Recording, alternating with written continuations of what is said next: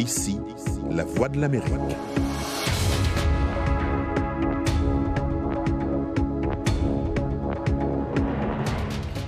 Madame, monsieur, bonsoir. Bienvenue dans ce journal du lundi 4 janvier. C'est parti pour 30 minutes d'actualité. Voici ces grands titres.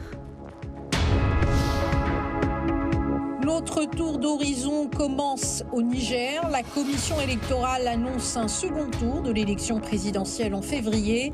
Le candidat du pouvoir n'a pas réussi à se détacher du lot. Pendant ce temps, le pays a été meurtri par de nouvelles attaques dans l'Ouest. Semaine politique décisive aux États-Unis. Donald Trump et Joe Biden se rendent aujourd'hui en Géorgie pour rallier les fidèles de leur parti avant le double second tour d'un scrutin qui déterminera le contrôle du Sénat.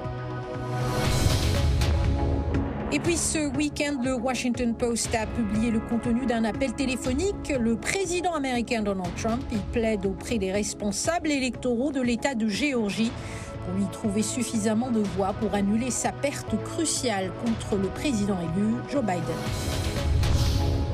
En deuxième partie de ce journal, nous irons au Kenya pour assister à la réouverture des classes. Les enfants retrouvent le chemin de l'école dans la prudence. Les parents sont soulagés, mais pas entièrement sereins.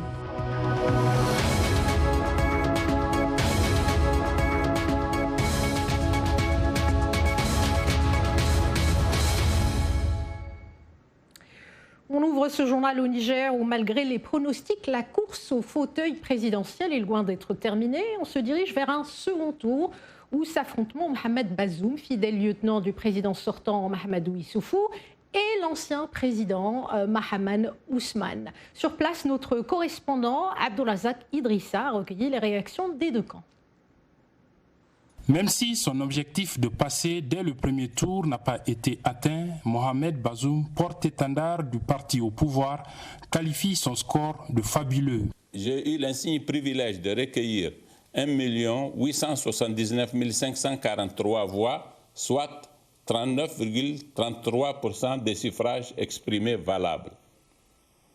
Je me réjouis de ce soutien massif que vous m'avez témoigné de façon uniforme sur l'ensemble du territoire national. Avec un vote aussi fort, vous avez fait l'option d'une victoire annoncée pour le scrutin du second tour. Cela est d'autant plus vrai que pour le scrutin législatif du 27 décembre, vous avez élu 80 députés de notre parti, le PNDS, sur les 166 que comptera l'Assemblée nationale en attendant l'organisation des élections législatives dans la circonscription des Nigériens de l'extérieur. En donnant presque la majorité parlementaire à notre seul parti, vous avez clairement indiqué qui exercera le pouvoir pour les 5 prochaines années. Dans le camp du candidat Mahaman Ousmane, on se réjouit également des résultats obtenus. Certains vont toutefois être contestés devant le juge constitutionnel. Nous entamons ce deuxième tour avec beaucoup de sérénité, d'autant plus que nous-mêmes, à notre sein, au niveau de la CAP 2021, nous avons quand même une très grande réserve de voix. Parce que là où sont nos électeurs, par exemple, quand je regarde les Inders, on a plus d'1 million de voix en réserve. Et nous allons introduire des recours au niveau de la justice, ça dès lundi, des recours en annulation au niveau de la Cour constitutionnelle. Parce qu'il y a des incohérences flagrantes qui défient l'entendement.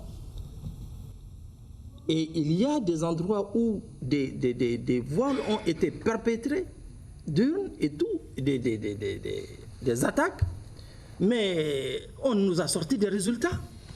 Mais ce n'est pas possible. Ça, on est obligé d'introduire des recours pour ça. La campagne pour le second tour s'ouvre au début du mois de février. Le vote étant prévu le 21 du mois prochain, le futur président fera face aux nombreux défis auxquels le pays est confronté, notamment sur le plan sécuritaire. Abdulrazak Idrissa pour VOA Afrique, Niamey. Alors, quel que soit le vainqueur, la tâche à accomplir est énorme, les défis sont nombreux, avec à leur tête celui de l'insécurité. Pas plus tard que samedi, 100 personnes ont été tuées dans l'attaque de 2 villages de l'ouest du Niger, Choma Bangou et Zaro Madareye, ce qui pourrait être le pire massacre de civils dans ce pays visé par les groupes islamistes. Le Niger a connu des attaques répétées de militants islamistes liés à Al-Qaïda. Et et au groupe État islamique près de ses frontières avec le Mali et le Burkina Faso. Il a également été le théâtre de violences entre des communautés ethniques rivales. On quitte l'Afrique pour les États-Unis. Pour l'actualité est dominée par la pandémie, bien sûr, mais également par cette affaire d'appel téléphonique qui sort de l'ordinaire. Le président américain Donald Trump a plaidé samedi auprès des responsables électoraux de l'État de Géorgie, dans le sud du pays, pour lui trouver suffisamment de voix afin d'annuler sa perte cruciale contre le président élu Joe Biden. L'enregistrement a été obtenu par le Washington Post, a été publié dimanche après-midi. Au cours de cet appel d'une heure, Trump a parfois agressé Brad Raffensperger et l'a parfois flatté ainsi que l'avocat général de son bureau, Ryan Germany. Le président a contesté l'exactitude de 3 décomptes de voix distincts en Géorgie qui ont donné Biden vainqueur. Dimanche, Trump a déclaré sur Twitter « J'ai parlé hier au secrétaire d'État Brad Raffensperger du comté de Fulton et de la fraude électorale en Géorgie. Il n'était pas disposé ou était incapable de répondre à des questions telles que l'escroquerie des bulletins de vote sous la table, la destruction des bulletins de vote, les électeurs hors de l'État, les électeurs décédés, etc. Il n'a aucune idée. » Quelques heures plus tard, Raffensperger a répondu « Ce que vous dites n'est pas vrai, la vérité va sortir ». Donald Trump et Joe Biden se rendent aujourd'hui en Géorgie pour rallier les fidèles de leur parti avant un double second tour décisif pour le contrôle du Sénat. Si les challengers démocrates battent les titulaires républicains dans les 2 courses mardi, le partage des sièges sera 50-50, ce qui signifie que la nouvelle vice-présidente Kamala Harris aura le vote décisif. La dernière étape du processus électoral présidentiel américain se tient le mercredi 6 janvier. Il s'agit du décompte des votes des grands électeurs au Congrès. D'habitude, c'est une simple cérémonie, mais cette année, elle attire plus d'attention en raison des accusations de fraude électorale rejetées par les tribunaux. Steve Redish explique l'importance de cette étape. Le récit est de Dilidico. Biden connaît très bien la procédure de décompte des votes qui va précéder son investiture en tant que président des États-Unis. Il s'est prêté à l'exercice 2 fois, la première fois en janvier 2013. Il faut vérifier les certificats et compter les votes des électeurs de plusieurs États pour le président et le vice-président des États-Unis. Et 4 ans plus tard, le 6 janvier 2017, il a assumé ce devoir constitutionnel du vice-président pour la seconde fois en tenant une session conjointe du Congrès pour ouvrir et compter les votes électoraux scellés des 50 États. Donald Trump de New York a reçu 304 voix pour la présidence des États-Unis. Le 12e amendement de la Constitution des États-Unis décrit les devoirs du vice-président en exercice qui, en tant que président du Sénat, doit, en présence du Sénat et de la Chambre des représentants, ouvrir tous les certificats pour que les votes soient comptés. Les modalités du décompte et le moment où la procédure doit se tenir sont régis par le Code des lois des États-Unis, chapitre 3, paragraphe 15, sur le décompte des votes électoraux au Congrès. C'est une loi qui date de 1887, amendée et codifiée en 1948. Elle désigne le 6 janvier à 1h de l'après-midi comme étant le moment où le président du Sénat doit tenir une session conjointe du Congrès, ouvrir les certificats scellés contenant les votes électoraux des 50 États et les faire compter dans l'ordre alphabétique. La sous-section 15 permet également aux membres du Congrès de s'opposer au décompte des voix dans un État à condition que l'objection soit présentée par écrit et signée par au moins un sénateur et un membre de la Chambre des représentants.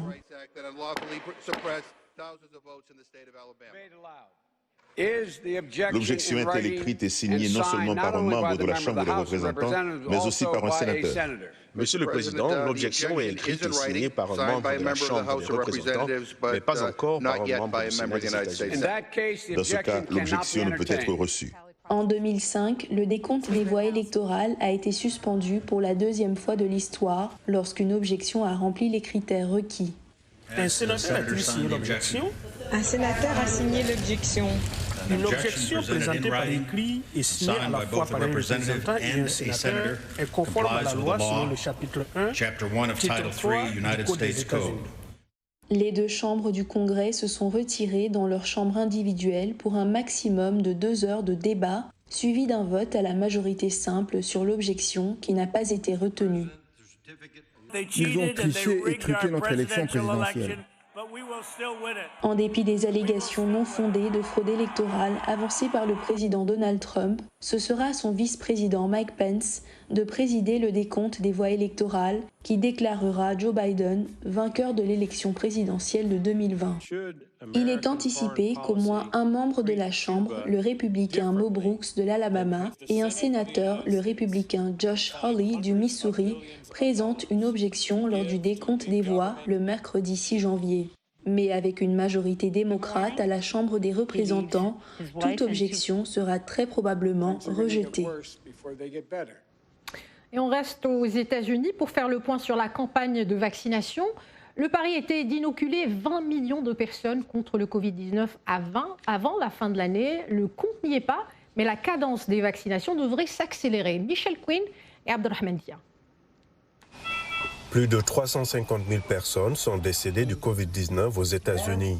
Cela représente environ un quart des décès dus à la maladie dans le monde. Le président Donald Trump a déclaré sur Twitter que le nombre de cas et de décès de Covid-19 aux États-Unis est exagéré en raison de la façon dont le pays fait le décompte de ces cas. Le docteur Anthony Fauci, le plus grand expert américain des maladies infectieuses, n'est pas d'accord. Eh bien, les morts sont réels. Je veux dire, tout ce que vous avez à faire est d'aller sur le terrain, d'aller dans les hôpitaux, de voir à quoi font face les travailleurs de la santé. Ils sont vraiment sous pression. La campagne de vaccination n'a pas atteint le niveau escompté. Au 31 décembre, environ 2 800 000 personnes avaient été vaccinées, une fraction de l'objectif de 20 millions fixé par le gouvernement. Une erreur de calcul sur l'approvisionnement en vaccins et un manque de coordination entre les gouvernements fédéral, étatiques et locaux sont en cause. Il faut avoir une vraie interaction, un vrai partenariat entre le gouvernement fédéral et les États. C'est ce que nous essayons de faire. J'espère que cela se matérialisera au cours de ce début d'année. Le président Trump a déclaré que le gouvernement fédéral avait distribué les vaccins et qu'il revenait aux États d'en accélérer l'administration. Le virus et la campagne de vaccination, c'est une course que les États-Unis espèrent gagner au cours de la nouvelle année. Nouvelle victoire juridique de Julian Assange dans sa bataille contre les États-Unis. Invoquant un risque de suicide, une juge britannique a refusé de remettre le fondateur de Wikileaks à la justice américaine qui le réclame pour la publication de centaines de milliers de documents confidentiels. Le feuilleton en cours depuis une décennie autour de l'Australien de 49 ans, devenu pour ses soutiens un symbole de combat pour la liberté d'informer, ne s'arrêtera sans doute pas. Les autorités américaines ont notifié le tribunal de leur intention de faire appel de cette décision.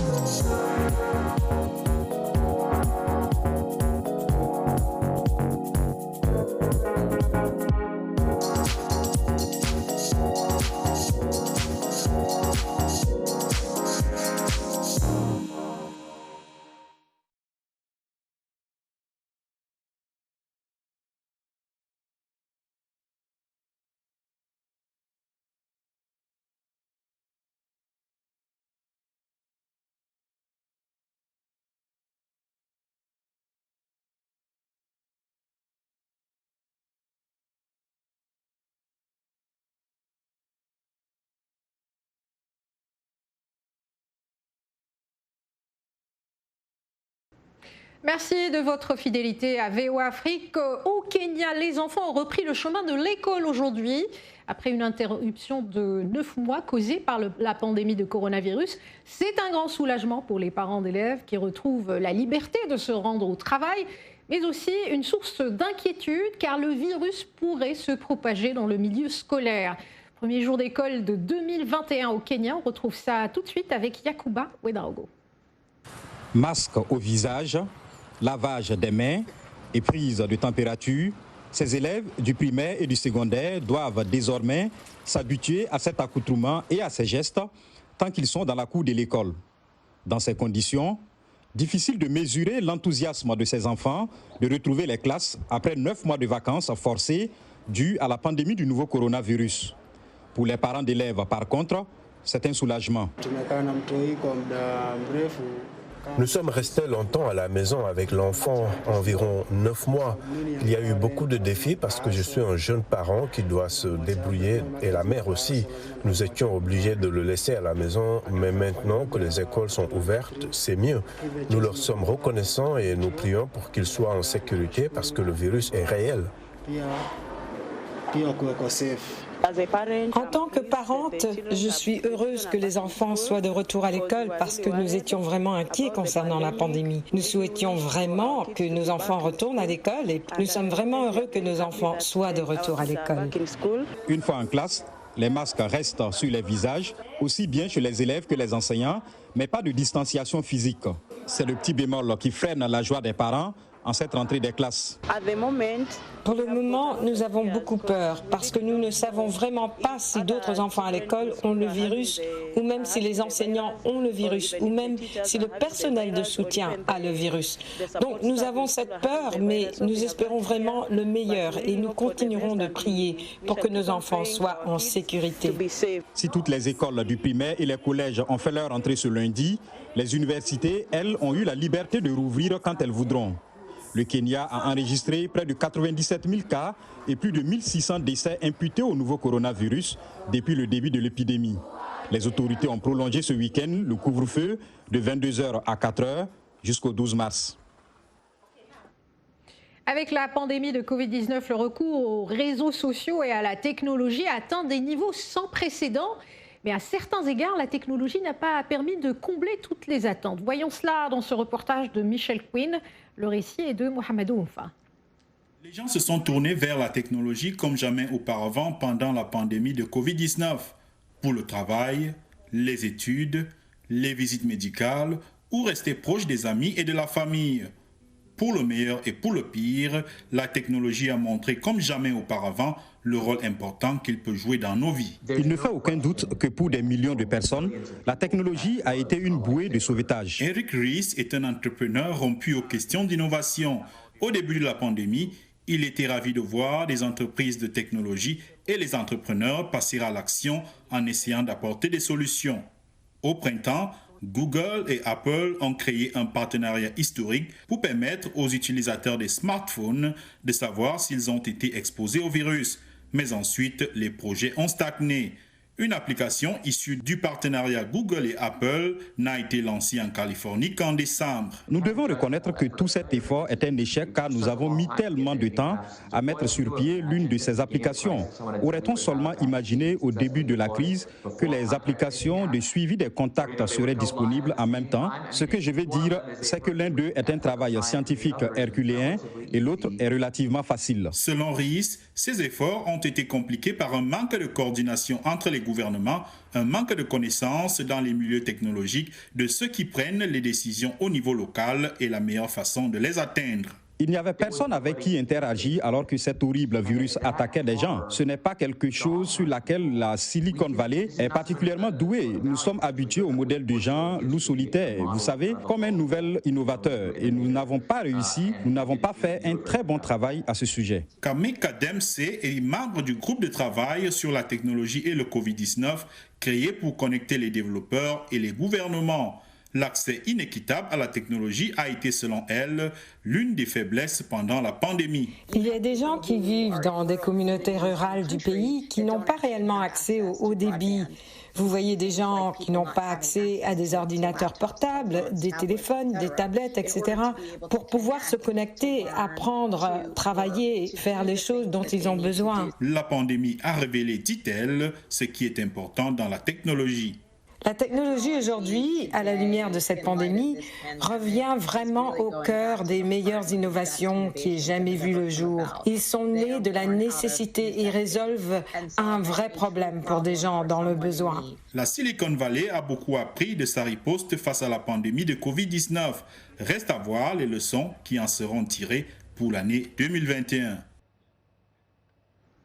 Très loin de la Silicon Valley, des prouesses technologiques, la Somalie et ses chameaux. Le pays abrite la plus grande population de cet animal domestique. Le lait de chamelle trouve donc une place naturelle dans les habitudes alimentaires et l'industrie du lait de chamelle tente de percer au-delà des frontières. C'est un reportage signé Mohamed Cheikh Nour, le récit, Blanche Sanou.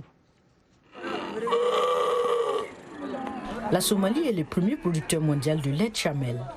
La ferme du chameau de Bada, à la périphérie de Mogadiscio, produit 36 000 litres de lait de chamelle par mois.